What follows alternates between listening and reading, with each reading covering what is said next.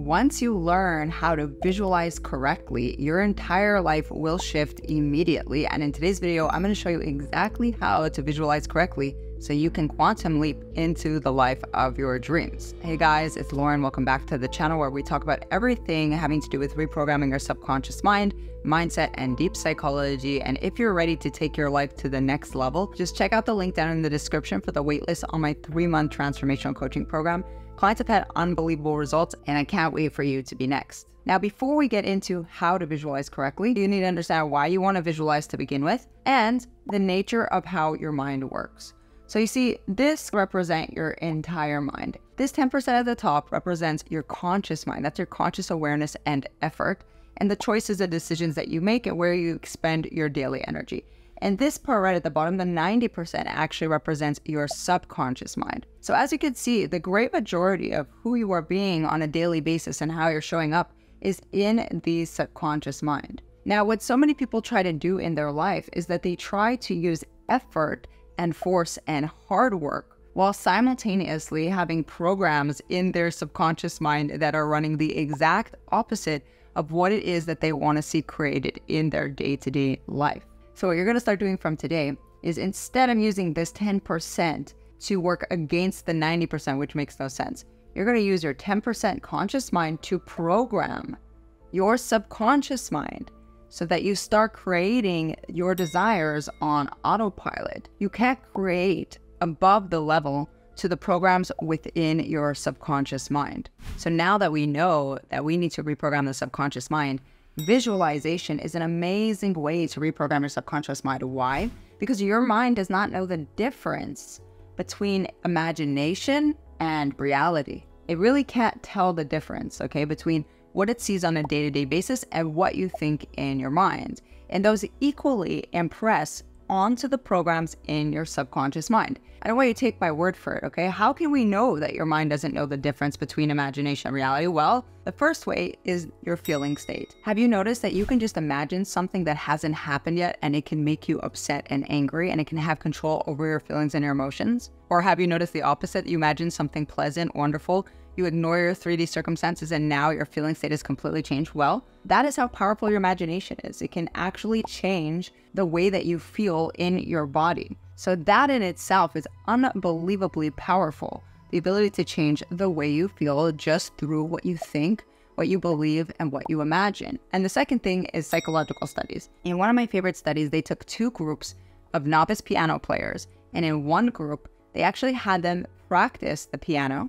In another group, they had them only mentally rehearse playing the piano. They showed that both groups improved, those that physically practiced and those that mentally practiced. But what's really interesting is that there was no significant difference between those who only mentally practice and those who practice physically. So think about the implications of that.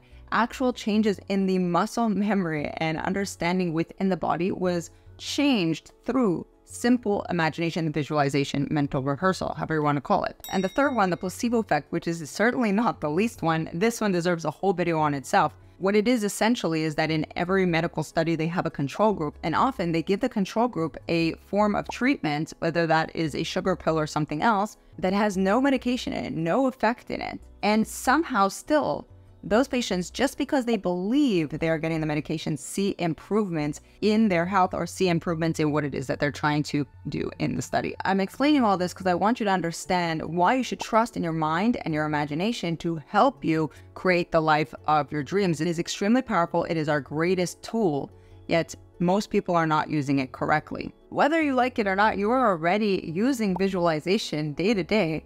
You just don't like the results that you've already created. It's not that you're now going to just start using visualization or imagining or your belief system or using your conscious mind to impress your subconscious mind through images. That is not something new. All of this you've already been using your entire life. You just don't like the results that you created. Now you might be saying, Lauren, if I don't like my life, is that my fault? No, that's not your fault. As we said before, 90% of how you're showing up on a daily basis is subconscious, meaning you don't have awareness that you're even doing it. You don't have an awareness of why you're doing it. And this is coming from childhood wounds, society programming, and limiting beliefs, among other things that are all programmed right here in your subconscious mind. And this is why I'm going to explain to you exactly how to use visualization to use this conscious effort to program the subconscious mind. So this is exactly how to visualize correctly to change your life today.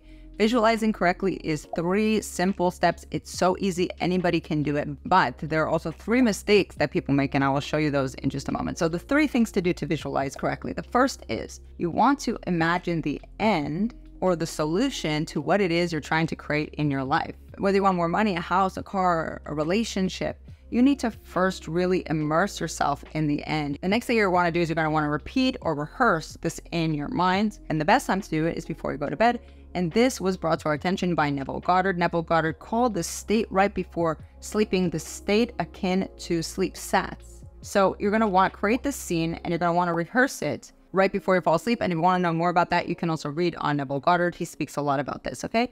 And the next thing you're going to want to do is you're going to want to feel it real. You need to feel it real. You need to immerse yourself in the experience of having your desire, of having the thing that you want, feeling like it is already yours, feeling satisfied by the imaginal scene, because that feeling is what impresses that idea as a program onto your subconscious mind. And that brings us, guys, to the 3 mistakes that I see so many people making when they're visualizing. So the first one is they are not attaining a blank mind state before they go into the visualization. The whole point of visualization, as we stated, is to change the programs within the subconscious mind. But how can you change the programs within your subconscious mind if you don't first shut off the programs that are already running? What I see people do is they bring their daily scenarios, they bring their daily circumstances, they bring their daily problems into their visualization, so much so that sometimes they can't even imagine the thing that they want because it just feels so unlikely and so unreal to them. Okay, and that's because you're not attaining a blank mind state first. So how can you do that? Well, here's a great tip. What I like to do is first spend some time clearing out my mind. And I like to imagine that nothing actually exists outside my mind. I try to get to that state where nothing exists outside my mind first, and then I allow myself to imagine in my imagination whatever it is that I want to achieve. Now, in my early days of testing out these practices, I was able to create $60,000 in my life in 60 days, and that was a big stretch of my imagination at the time. The second is desperation.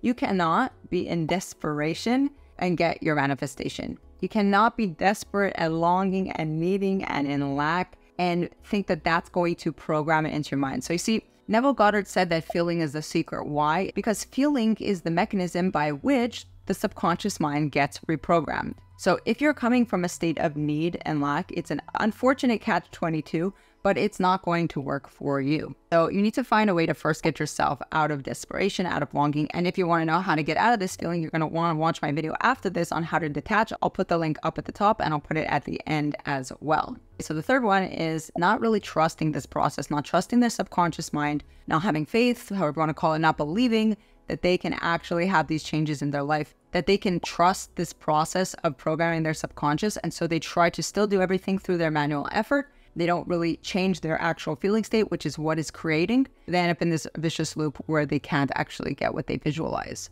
It's so important to understand that when you visualize correctly, the shift happens immediately, okay? Now, it's not going to appear in your physical world immediately, but the shift is definitely going to happen immediately. So think of it like this. You've been on this downward trajectory in a low vibration or feeling state. You find yourself over here, not happy. You visualize and you imagine. Well, the minute that you visualized right here, the shift already happened. Okay, the trajectory that you were going on, this downward trajectory, now just changed direction. Now, how long it's going to take, we cannot know. It's different for every single person.